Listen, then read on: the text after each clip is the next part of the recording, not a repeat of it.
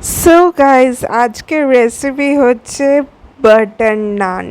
তো চলো রেসিপিটা বলি, কি কি লাগছে ইনগ্রিডিয়েন্টস আর কেমন হয়েছে সেটা আগেই একটা গ্লিমস দিয়ে দিলাম তোমাদেরকে। খুবই সফট হয়েছে আর খুবই জুসি হয়েছে, বাটার দিয়ে যেহেতু করেছি।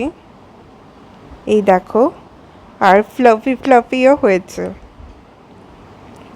এই দেখো, ভিতরে কিন্তু আমি কিছুই দিইনি। প্রথমে নিয়েছি জিরা, কালো জিরা গার্নিশিংয়ের জন্যে, আর নুন নিয়েছি, চিনি নিয়েছি। তারপরে এইদিকে আমি ময়দা নিয়েছি আর করিয়েন্ডার লিভস নিয়েছি গার্নিশিংয়ের জন্য। তারপরে বেকিং পাউডার নিয়েছি, নমক নিয়েছি আর গরম দুধ নিয়েছি আর দই 2 কাপ নিয়েছি। এই যে, তো আর ময়দাও নিয়েছি 1 কাপের মতন।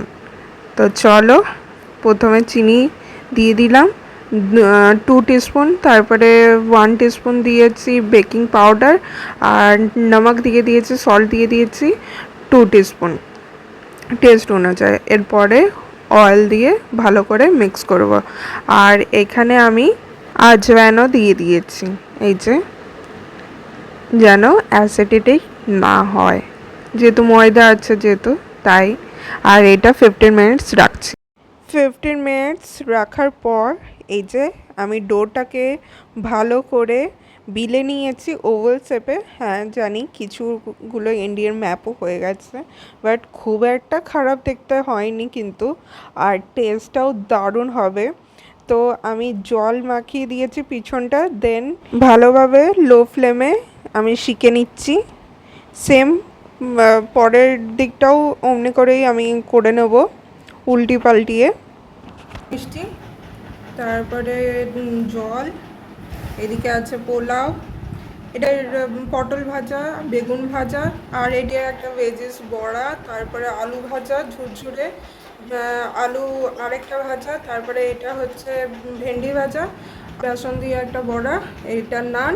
আমি করে রেসিপিও দিয়ে দিয়েছি, পোলাওটারও রেসিপি দিয়ে দিয়েছি। এইটা আমার আজকের মেনু।